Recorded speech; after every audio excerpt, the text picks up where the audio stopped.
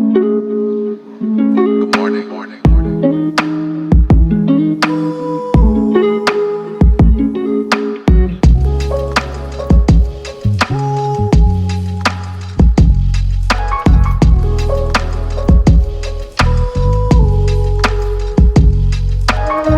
Hi guys, welcome back to my YouTube channel. ನನ್ನ ಚಾನಲ್ನ ಯಾರೆಲ್ಲ ಹೊಸದಾಗಿ ನೋಡ್ತಾ ಇದ್ದೀರಾ ಅವರು ಸಬ್ಸ್ಕ್ರೈಬ್ ಮಾಡ್ಕೊಂಡು ನೋಡಿ, ಹಾಗೆ ನನಗೆ ಸಪೋರ್ಟ್ ಮಾಡಿ.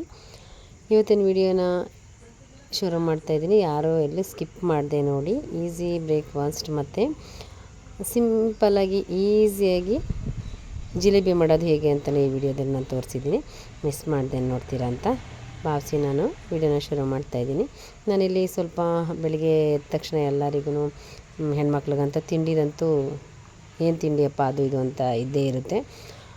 ಹಾಗಾಗಿ ನಾನಿವತ್ತು ಹೆಲ್ದಿ ಏನು ಇರುತ್ತೆ ಅಂಥೇಳಿ ಸ್ವಲ್ಪ ಮೊಳಕೆ ಕಾಳು ನೆನೆ ಹಾಕಿದ್ದೆ, ಹುಳ್ಳಿಕಾಳು ಸ್ವಲ್ಪ ಹೆಸರು ಕಾಳು ಅದನ್ನು ಹಾಕಿ ಸ್ವಲ್ಪ ರುಬ್ಕೊಂಡಿದ್ದೀನಿ. ರುಬ್ಬಿ ಅದರಲ್ಲಿ ದೋಸೆ ಮಾಡೋಣ ಅಂಥೇಳಿ ದೋಸೆ ಮಾಡ್ಕೊಂಡಿದ್ದೀನಿ. ಸ್ವಲ್ಪ ಬೆಂಡೆಕಾಯಿ ಕೂಡ ಇತ್ತು, ಅದರಲ್ಲಿ ಪಲ್ಯ ಮಾಡಿದ್ದೀನಿ. ಸ್ವಲ್ಪ ಚಟ್ನಿನೂ ಕೂಡ ಜೊತೆಗೆ ಮಾಡಿ ತಿಂಡಿನ ಮುಗಿಸಿದ್ವಿ. ಮತ್ತು ಹೆಲ್ದಿ ಕಾಳೆಲ್ಲ ಹಾಕಿರೋದ್ರಿಂದ ತುಂಬಾ ಚೆನ್ನಾಗಿರುತ್ತೆ. ಮೊಳಕೆ ಕಾಳು ಜೊತೆಗೆ ಅಲ್ವಾ, ಅದು ಹಾಕಿ ರುಬ್ಬಿರೋದ್ರಿಂದ ತುಂಬ ಚೆನ್ನಾಗಿರುತ್ತೆ. ನೀವು ಈ ರೀತಿ ಮಾಡ್ಕೊಳ್ಳಿ. ಇದಕ್ಕೆ ಪಲ್ಯ ಬೇಕಂತ ಏನಿಲ್ಲ. ನಾನು ಬೆಂಡೆಕಾಯಿ ಇತ್ತಲ್ಲ ಹಾಳಾಗುತ್ತೆ ಅಂತೇಳಿ ತಿಂಡಿಗೆ ಬೆಂಡೆಕಾಯಿ ಡ್ರೈ ಪಲ್ಯ ಟೈಪ್ ಮಾಡಿದ್ದೆ. ನಾನು ಬೆಳಗಿನ ಬ್ರೇಕ್ಫಾಸ್ಟ್ನ ಈ ರೀತಿಯಾಗಿ ನಾನು ಮುಗಿಸ್ದೆ. ಅದಾದ ನಂತರ ಇಲ್ಲಿ ಈ ಹೂವು ನೋಡ್ತಾ ಇದ್ದೀರಾ ಅಲ್ವಾ. ಈ ಹೂವು ನೋಡಿದ್ರೆ ನನಗೆ ಚಿಕ್ಕ ವಯಸ್ಸಲ್ಲಿ ನಾವು ಆಟ ಆಡ್ತಿದ್ದಿದ್ದೆ ನೆನಪಾಯಿತು. ನಿಮ್ಗಳಿಗೂ ಅದೇ ಥರ ಅನುಭವ ಆಗಿರ್ಬೋದು ಅನ್ಕೋತೀನಿ. ಈ ಮರ ಎಲ್ಲ ಥರನೂ ಇರಲ್ಲ, ಸಿಟಿಗಳಲ್ಲೂ ನಾನು ನೋಡಿದ್ದೀನಿ. ರೋಡ್ ಸೈಡಲ್ಲೆಲ್ಲ ಇರೋದನ್ನು ತುಂಬ ಚೆನ್ನಾಗಿ ಅನ್ನಿಸ್ತಾ ಇರುತ್ತೆ. ಮರ ತುಂಬ ಎಲ್ಲ ರೆಡ್ ಕಲರ್ ಹೂವು ಬಿಟ್ಟಿರುತ್ತೆ. ನಮ್ಮನೆ ಪಕ್ಕನೂ ಇತ್ತು ಇದು. ಹಾಗಾಗಿ ನಾನು ನನ್ನ ತಮ್ಮನ ಮಗಳು ನಾವು ಚಿಕ್ಕ ವಯಸ್ಸಲ್ಲಿ ಈ ಥರ ಆಟ ಆಡ್ತಾಯಿದ್ವಿ ಕಣೆ ಅಂತೇಳಿ ಅವಳನ್ನ ನೆನಪಾಗಿ ಅವಳು ಏಜಲ್ಲಿದ್ದಾಗ ನಾವು ಈ ಥರ ಆಡ್ತಿದ್ವಿ. ನಮಗೂ ದೊಡ್ಡವರು ಈ ಥರ ಎಲ್ಲ ಕಿತ್ಕೊಡ್ತಾಯಿದ್ರು. ಈ ಥರ ನಾವೆಲ್ಲ ಅದನ್ನು ಕಾಯಿ ಇರುತ್ತಲ್ಲ ಅದರಲ್ಲಿ ಹಿಂಗೆ ಓಪನ್ ಮಾಡಿದ್ರೆ ಬೆರಳು ಟೈಪ್ ಬೆರಳಲ್ಲ ಉಗುರು ಟೈಪ್ ಬರ್ತಾಯಿತ್ತು. ಅದನ್ನು ನಾವು ಈ ಥರ ಇವಳು ಅಂಟಿಸ್ಕೊಂಡಿದ್ದಾಳಲ್ಲ ಆ ಥರ ಅಂಟಿಸ್ಕೊತಾಯಿದ್ವಿ. ಕ್ಯೂಟಾಗಿ ಚೆನ್ನಾಗಿ ಕಾಣಿಸ್ತಿತ್ತು. ಅವಳು ಹಾಗೆ ಪೋಸು ಕೂಡ ಕೊಡ್ತಾಯಿದ್ಲು. ನಾನು ಹಾಗೆ ಸ್ವಲ್ಪ ವೀಡಿಯೋನೂ ಕೂಡ ಮಾಡಿಕೊಂಡೆ.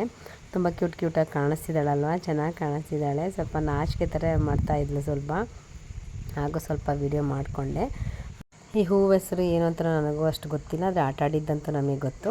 ನಿಮಗೂ ಈ ಹೂವು ಬಗ್ಗೆ ಗೊತ್ತಿದ್ದರೆ ಅಥವಾ ಇದ್ರ ಜೊತೆಲಿ ಆಟ ಆಡಿದ್ದೇನಾದರೂ ಮೆಮೊರೀಸ್ ಇದ್ದರೆ ಕಮೆಂಟ್ ಬಾಕ್ಸಲ್ಲಿ ಕಮೆಂಟ್ ಹಾಕಿ. ಅದಾದ ನಂತರ ಇಲ್ಲಿ ನಾವು ಸ್ಮಾರ್ಟ್ ಬಜಾರ್ಗೆ ಅಂತೇಳಿ ಬಂದಿದ್ವಿ. ಅಲ್ಲೂ ಅಷ್ಟೇ ನನ್ನ ಮಗಳು ಈ ಬಾಟ್ಲೆಲ್ಲ ನೋಡ್ತಾ ಇದ್ಲು. ಅವಳು ಅಮ್ಮ ಈ ಬಾಟ್ಲ ತೊಗೋತೀನಿ, ನಾನು ಬೇಡ ಅಂತ ಹೇಳ್ತಾ ಇದ್ದೆ, ತೊಗೋತೀನಿ ಅಂತ ಹೇಳ್ತಾ ಇದ್ದಿದ್ದಕ್ಕೆ. ಚಿಕ್ಕದೈತೆ, ಏನು ಯೂಸ್ ಆಗೋಲ್ಲ, ಏನು ಕಾಫಿ ಹಾಲು ಆ ಥರನೂ ಕುಡಿಯೋಕ್ಕಾಗಲ್ಲ. ಇನ್ನೊಂದೇನಪ್ಪ ಅಂತೇಳಿದ್ರೆ ಅವಳು ಹಾಸ್ಟೆಲ್ಗೆ ಹೋಗೋದ್ರಿಂದ ಹಾಸ್ಟೆಲಲ್ಲಿ ಅಷ್ಟು ಚಿಕ್ಕದು ಯೂಸೂ ಆಗೋಲ್ಲ. ತೊಗೊಂಡ್ರೆ ದೊಡ್ಡದಾದರೂ ತೊಗೋ, ಯೂಸ್ ಆಗುತ್ತೆ ಅಂತ ಹೇಳ್ತಾ ಇದ್ದೆ. ಅದೇನಕ್ಕೆ ಬೇಡ, ನೀರಂತ ಸ್ವಲ್ಪನೇ ಹಾಕ್ಕೊಳಕ್ಕಾಗೋದು ಅಂತ. ಇಲ್ಲ ನಾನು ಅವಳು ಚಿಕ್ಕ ಮಕ್ಳ ಥರ ಆಡ್ತಾಳೆ, ನನಗೆ ಬೇಕಮ್ಮ ಅಂದರೆ ಸರಿ ಆಯಿತು ತೊಗೊ ಅಂತೇಳಿ. ಅದರಲ್ಲೂ ಕಲರ್ ಕನ್ಫ್ಯೂಷನ್ ಇದ್ಲು, ಬ್ಲೂ ಕಲರ್ ತೊಗೊಂಡ್ಲು. ನಾವು ಸುಮ್ಮನೆ ಹೋಗಿದ್ದು ಶಾಪಿಂಗ್ ಬೇಡ ಅಂತ, ಆದ್ರೂ ಶಾಪಿಂಗ್ ಆಗೇ ಹೋಯ್ತು. ಸಿಂಪಲ್ಲಾಗಿ ಅದೆಲ್ಲ ಮುಗಿಸ್ಕೊಂಡು ಮನೆಗೆ ಬಂದ್ವಿ. ಮತ್ತು ತೋಟದಲ್ಲಿ ನನಗೆ ಒಂದು ಶಂಕುನೂ ಕೂಡ ಸಿಕ್ಕಿತ್ತು.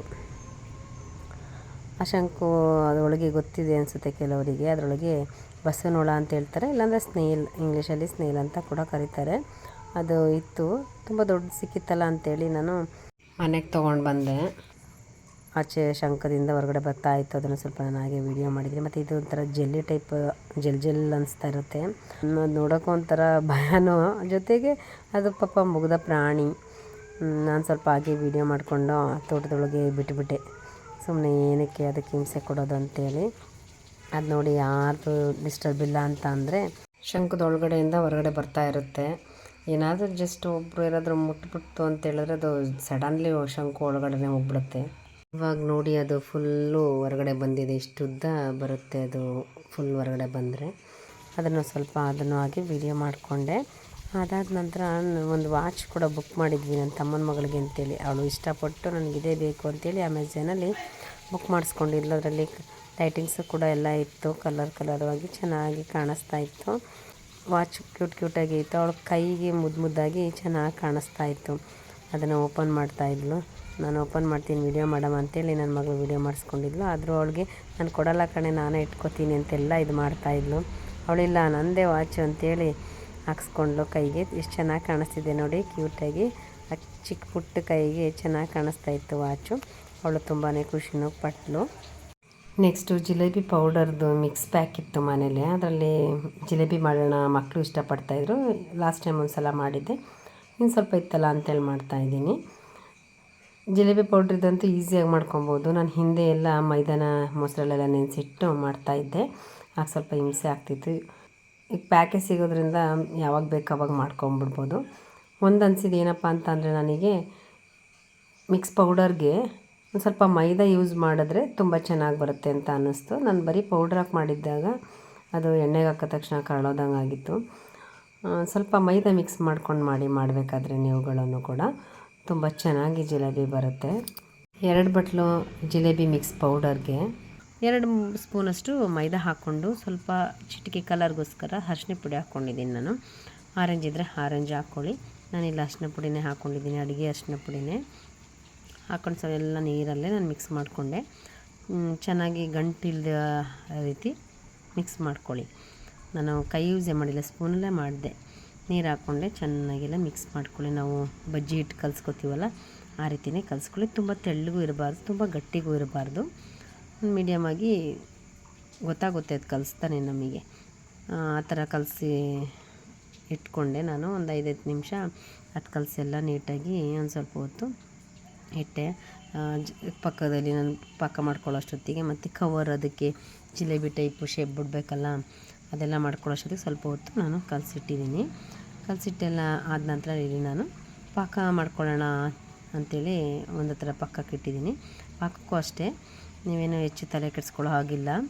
ಇದಕ್ಕೆ ಅದೇ ಥರ ಪರ್ಫೆಕ್ಟಾಗಿ ಅದು ಪಾಕ ಬರಬೇಕು, ಗಮ್ಮು 1 ಎಳೆ ಬರಬೇಕು, 2 ಎಳೆ ಆ ಥರ ಏನಿರಲ್ಲ. ಜಸ್ಟ್ ನೀವು ಜಾಮೂನ್ಗೆಲ್ಲ ಯಾವ ರೀತಿ ಪಾಕ ಮಾಡ್ಕೋತೀರೋ ಆ ಥರ ಆದರೂ ನಡೆಯುತ್ತೆ. ಅಷ್ಟೊಂದೇನು ತಲೆ ಕೆಡಿಸ್ಕೊಳ್ಳೋ ಆಗಿಲ್ಲ.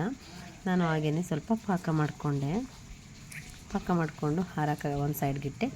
ಅದಾದ ನಂತರ ಇಲ್ಲಿ ಹಿಟ್ಟು ಕಲಸಿಟ್ಟಿದ್ನಲ್ಲ, ಆ ಹಿಟ್ಟಿಗೆ ಒಂದು ಈ ಥರ ಯಾವುದಾದ್ರೂ ಸಾಮಾನು ತಂದಿರೋ ಕವರ್ ಅಥವಾ ಗಟ್ಟಿಗಿದ್ರೂ ಆಗುತ್ತೆ, ಇಲ್ಲಾಂದರೆ ಎಣ್ಣೆ ಕವರು, ಸನ್ಫ್ಲವರು, ಫ್ರೀಡಮ್ದು ಪ್ಯಾಕ್ ಎಲ್ಲ ಇರುತ್ತೆ, ಅದಾದರೂ ಓಕೆ.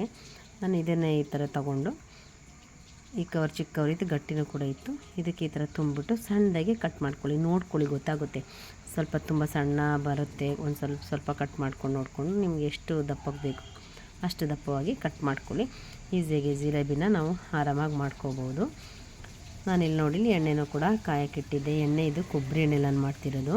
ತುಂಬ ಚೆನ್ನಾಗಿ ಬಂದಿತ್ತು. ಕೊಬ್ಬರಿ ಎಣ್ಣೆ ಸ್ಮೆಲ್ಲೇ ಬಂದಿರಲಿಲ್ಲ, ಆ ರೀತಿ ಇತ್ತು ಜಿಲೇಬಿ.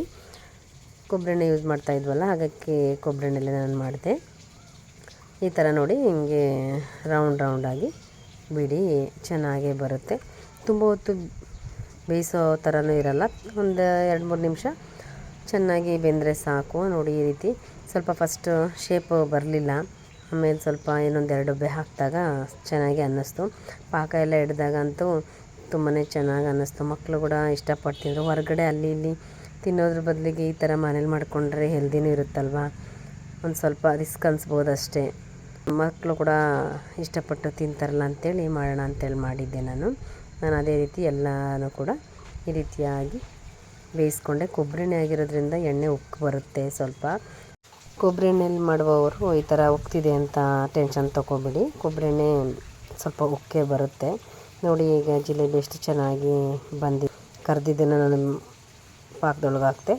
ಪಾಕದೊಳಗೆ ಒಂದು 10-15 ನಿಮಿಷ ಬಿಟ್ಟಾದ್ಮೇಲೆ ಈ ಥರ ತೆಗೆದಿಟ್ಟಿದ್ದೀನಿ ಪ್ಲೇಟ್ಗೆ. ನೋಡಿ ಎಷ್ಟು ಚೆನ್ನಾಗಿ ಬಂದಿದೆ. ಆ ಬಿಸಿಲು ತಿಂದ್ರೇ ಗರಿಯಾಗಿ ತುಂಬಾ ಚೆನ್ನಾಗಿದೆ. ಸ್ವಲ್ಪ ಆರಿದ್ಮೇಲೆ ಒಂದೊಂದು ಸಾಫ್ಟ್ ಆಗಿಬಿಡುತ್ತೆ. ಒಬ್ಬೊಬ್ಬರು ಸಾಫ್ಟಾಗೂ ಇಷ್ಟಪಡ್ತಾರೆ, ಒಬ್ಬೊಬ್ಬರು ಗರಿಯಾಗೂ ಇಷ್ಟಪಡ್ತಾರೆ. ಈ ರೀತಿಯಾಗಿ ಈಸಿಯಾಗಿ ಮಾಡ್ಕೋಬೋದು ಮಿಕ್ಸ್ ಜಿಲೇಬಿ ಪೌಡರಿಂದ. ನೀವು ಒಮ್ಮೆ ಟ್ರೈ ಮಾಡಿ. ಪಾಪ್ಕಾರ್ನ್ ಪ್ಯಾಕು ಕೂಡ ಇತ್ತು. ಜಿಲೇಬಿ ಸ್ವೀಟ್ ಇತ್ತಲ್ಲ, ಪಾಪ್ಕಾರ್ನ್ ಜೊತೆಗೆ ಇದ್ದರೆ ಚೆನ್ನಾಗಿರುತ್ತೆ ಅಂತೇಳಿ ಅದನ್ನು ಸ್ವಲ್ಪ ನಾನು ಈ ರೀತಿ ಪಾಪ್ಕಾರ್ನ್ ಕೂಡ ಮಾಡ್ಕೊಂಡ್ವಿ. ಸಂಜೆನೂ ಹೆಂಗೂ ಆಗಿತ್ತು, ಟೀ ಜೊತೆಲೂ ಕೂಡ ಪಾಪ್ಕಾರ್ನ್ನ ನಾವು ಕೂತ್ಕೊಂಡು ಮಾತಾಡ್ತಾ ತಿಂದ್ವಿ. ನೆಕ್ಸ್ಟು ನಾವು ಹೊರಗಡೆ ಹೋಗಿದ್ವಿ. ಹೊರಗಡೆ ಹೋದಾಗ ಸನ್ಸೆಟ್ ಚೆನ್ನಾಗಿತ್ತು, ನೋಡೋಕ್ಕೂ ಒಂಥರ ಚೆನ್ನಾಗಿ ಕಾಣಿಸ್ತಾಯಿತ್ತು. ಅದು ನೋಡ್ತಾಯಿದ್ರೆ ಏನೋ ಖುಷಿನೂ ಅನ್ನಿಸ್ತಾಯಿತ್ತು. ವಿಡಿಯೋಗಿಂತ ಲೈವಲ್ಲಂತೂ ಇನ್ನೂ ತುಂಬಾ ಚೆನ್ನಾಗಿ ಅನ್ನಿಸ್ತಾ ಇತ್ತು. ಹಾಗಾಗಿ ಅದನ್ನು ಸ್ವಲ್ಪ ನಾನು ಹಾಗೆ ವಿಡಿಯೋ ಮಾಡ್ಕೊಂಡಿದ್ದೆ. ಸನ್ಸೆಟ್ ಆಗಿರ್ಬೋದು, ಸನ್ರೈಸ್ ಆಗಿರ್ಬೋದು, ಎರಡೂ ಕೂಡ ತುಂಬಾ ಚೆನ್ನಾಗಿರುತ್ತೆ. ಮನಸ್ಸಿಗೂ ಕೂಡ ಖುಷಿ ಅನ್ನಿಸ್ತಾ ಇರುತ್ತೆ ಅಲ್ವಾ. ಹಾಗಾಗಿ ನಾನು ಚೆನ್ನಾಗಿತ್ತು ಅಂತೇಳಿ ನಾನು ಸ್ವಲ್ಪ ವಿಡಿಯೋ ಮಾಡಿದ್ದೆ. ಇವತ್ತಿನ ವಿಡಿಯೋ ಇದಾಗಿತ್ತು. ಈ ವಿಡಿಯೋ ಹೇಗಿತ್ತು ಅಂತೇಳಿ ಕಮೆಂಟ್ ಬಾಕ್ಸಲ್ಲಿ ಕಮೆಂಟ್ ಮಾಡಿ, ಲೈಕ್ ಮಾಡಿ, ಶೇರ್ ಮಾಡಿ. Thank you.